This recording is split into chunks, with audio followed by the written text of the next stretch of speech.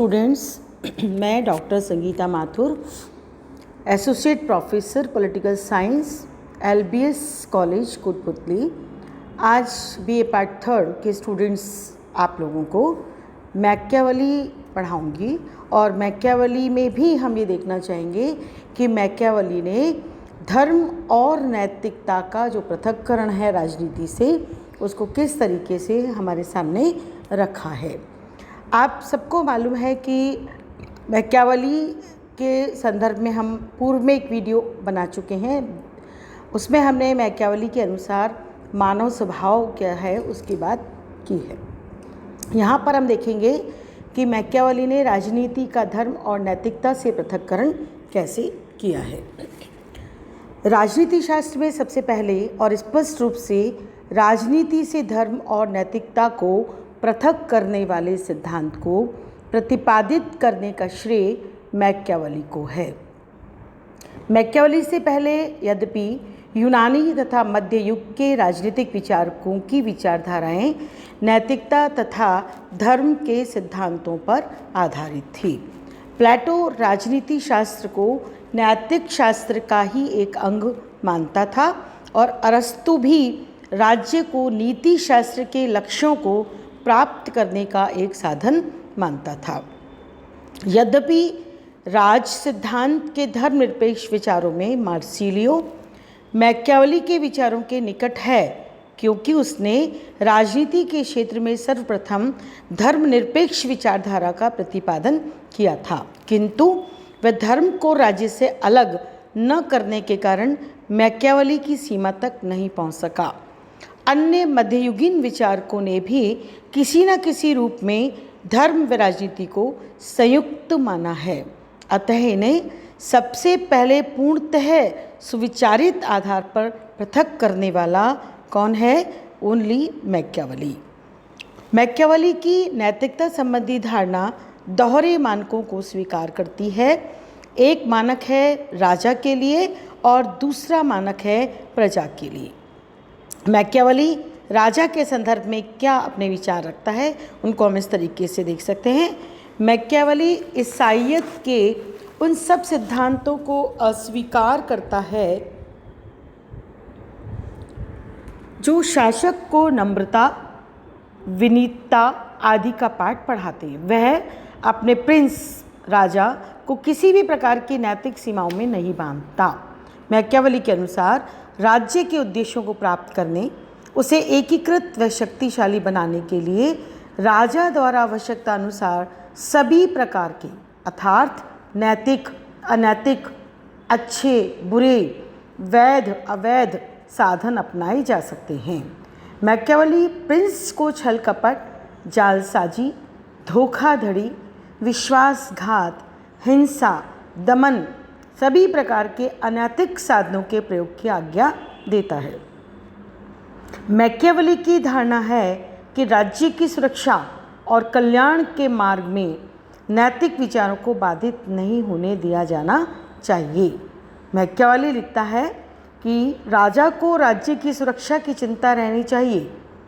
साधन तो सदैव आदरणीय ही माने जाएंगे और सामान्यतः उनकी प्रशंसा ही की जाएगी।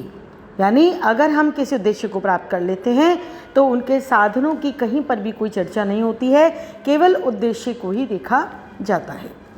इसी प्रकार से मैकियावेली कहता है कि धोखा और ढोंग राजा के लिए आवश्यक है। इसलिए छल कपट को जानने के लिए राजा को लोमड़ी तथा भेड़िए को डराने के लिए शेर होना चाहिए, अर्थात लोमड़ी की तरह चालाक और शेर या व्याघ्र की तरह शक्तिशाली होना चाहिए। किसको? एक राजा को।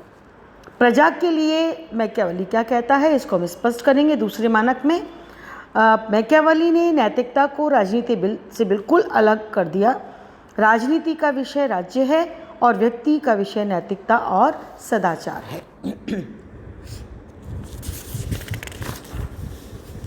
पर व्यक्ति राज्य के अधीन है, इसलिए नैतिकता और सदाचार राज्य के अधीन है और उसकी परिभाषा राजनीति के लिए उसकी आवश्यकता के अनुसार बदली जा सकती है। मैकियावेली नागरिकों में सद्गुण उत्पन्न करने के लिए धर्म का सहारा लेता है। वह कहता है कि बुद्धिमान शासक का देखना चाहिए कि वह निजी नैतिकता के मानकों का पतन तो नहीं हो रहा है, ऐसा उसको मद्देनज़र रख के कार्य करना चाहिए। अब हम देखना चाहेंगे कि मैकियावेली ने राजनीति का धर्म और नैतिकता से जो पृथक्करण किया है उसके पीछे कौन से रीजंस या कारण हो सकते हैं। वो हैं, पहला, मैकियावेली यूनानी दार्शनिकों की भांति राज्य को सर्वश्रेष्ठ और सर्वोच्च संगठन मानता है और उसका विचार है कि राज्य के हित व्यक्तिगत हितों से उच्च और महत्वपूर्ण होते हैं। दूसरा वो जो कारण बताता है वो है कि मैकियावेली उस समय पोप के पापमय आचरण व ईसाईयत में सिखाए जाने वाले सिद्धांतों को देखकर उसको विश्वास हो गया था कि धार्मिक सत्ता मनुष्यों को अंधविश्वासी व अकर्मण्य बनाती है, जिसके कारण वे परिस्थितियों का सामना करने में असमर्थ हो जाते हैं। अतः वह बिल्कुल नहीं जानता था कि मनुष्य को दुर्बल बनाने वाली धार्मिक सत्ता का राजनीति में लेश मात्र भी अस्तित्व हो। तीसरा कारण बताता है, एक अन्य कारण यानी तीसरे कारण में उसका यथार्थवादी दृष्टिकोण स्पष्ट रूप से झलकता है। वह कहता है कि शासन कार्य में प्रत्यक्ष रूप से संबंधित होने के कारण उसने स्वयं ये देखा था कि शासक गण आंतरिक प्रशासन और वैदेशिक संबंधों के संचालन में सदैव ही नैतिक अनैतिक सभी साधनों को अपनाते रहे हैं। अतः उसने राजनीति में नैतिकता का उपदेश देना व्यर्थ समझा।